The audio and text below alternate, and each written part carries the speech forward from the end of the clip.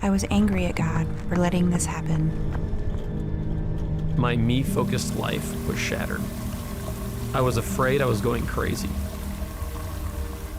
Exhausted from trying to hold it all in and act like I was okay. I felt completely lost. Resentful that life was going on like normal for everyone else. I was lonely, scared of my new normal. I had an intense longing for things as they used to be. Was this pain ever going to go away?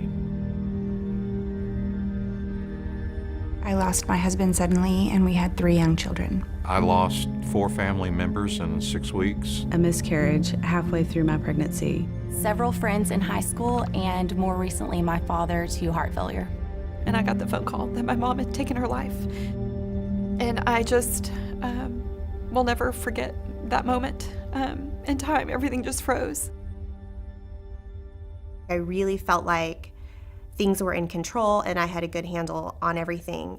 I quickly learned that I wasn't in control of anything. My head was in a fog. I didn't know where I was. It was so completely opposite of everything that I knew and trusted and loved about God. I couldn't find that hope. I didn't feel that closeness with the Lord. Why have you chosen to take my brother, who loved you so much?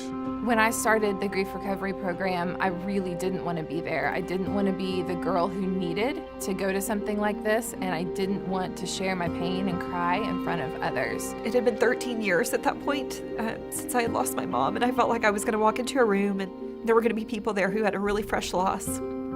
And I would be taking something away by walking in with my old loss. When I got there, though, I was made to feel so at ease that I could express myself and get it off my chest. That what I experienced was common with other people. And man, that was freeing. It was so freeing to find out that I wasn't just crazy. I could put that burden down for a while. I could be honest. Maybe let a little of the crazy out. The freedom to forgive my parents for not being around. As silly as that sounds. I used to think that time would heal wounds.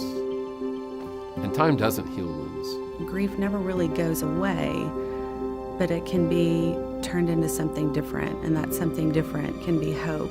Because now I have tools to work through it and to go to the Lord immediately and lean on Him. Lamentations 3:32 says that though He brings grief, He will also show compassion. And yeah, I was grieving and it wasn't fun, but at the same time, He was there and He was sitting with me in my pain and He had community around me.